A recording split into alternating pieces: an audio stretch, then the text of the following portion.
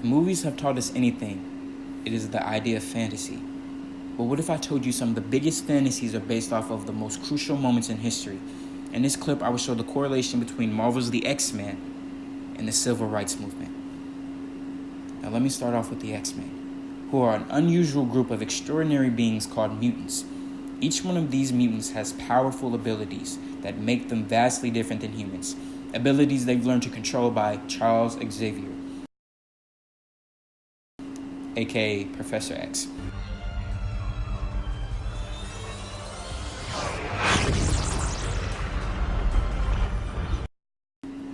Professor X is a very powerful mutant in his own who has established Xavier School for the gifted youngsters to aid them and help them. However, there are some who are beyond teaching a reason, some being Eric Lyncher, aka Magneto, Xavier's arch nemesis. Too much iron in your blood. Although it wasn't always like that. Both men happen to be friends, but their values and beliefs separate them.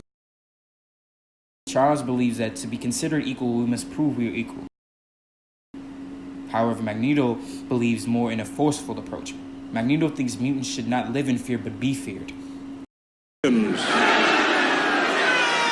have their weapons. We have ours. Both men fight for the same cause, although each one has a different approach in going and getting to that cause.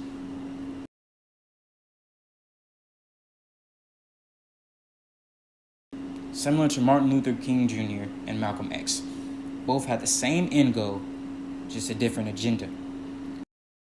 Longevity has its place, but I'm not concerned about that now. I just want to do God's will. Dr. King spoke and preached to the people about joining together and acting in a peaceful way. Malcolm X, on the other end, was more aggressive and determined with his speech.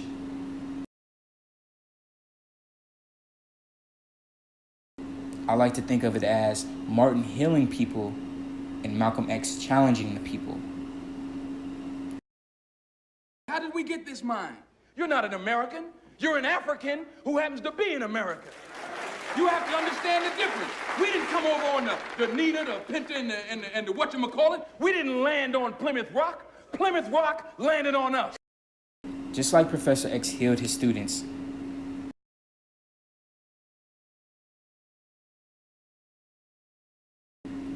Magneto challenges them to act. He forces them to act. And if they don't act, he doesn't consider them equal.